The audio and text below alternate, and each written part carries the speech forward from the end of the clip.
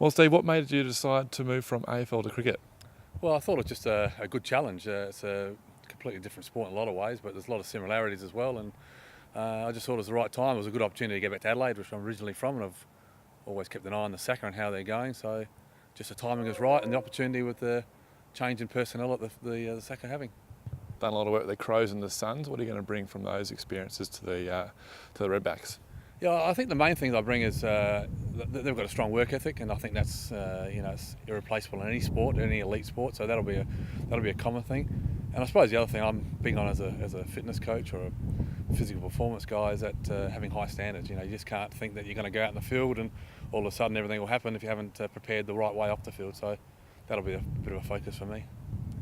Aussie rules and cricket, two very different sports. What are the differences and how are you going to bridge the gap between the two, or what skills can you bring from your AFL background into cricket? Yeah, I think irrespective, I said before, about what sport you play, you need a strong work ethic, and that for me is the bottom line, whether it's been from a physical point of view or doing your skills training. So that'll be a strong emphasis, and also that all the little things count. Attention to details.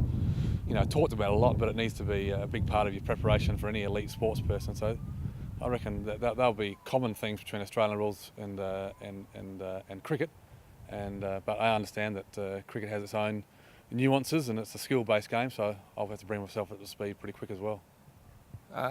Outside looking in, now you're in the system, Yeah. Did you think there was more of a demand on fitness with cricketers these days? Well, I think just from watching from the outside, particularly when you watch the Australian guys go about it, there's no doubt there's been a change in focus over the last little period, and you see that in the way they perform and their body shapes and how athletic they are now, particularly with 2020 cricket. The physical demands become more and more important. So I think the Australian team set a good example there, and I think the state cricket's probably going to follow if they haven't already. Who are you most excited to work with? Well, I don't know. It's a matter of getting used to them, but there's a lot of promising young guys there. Zampa's a young guy, I know on the up, and there's a number of batsmen. I know Travis Head's as a young captain. I'm really looking forward to getting to meeting him and working out what his leadership style is about.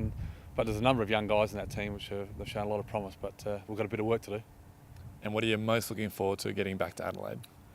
Well, just get my head around cricket. That's been it's not long till we start training, and it's a little bit of I've got to upskill myself really quickly.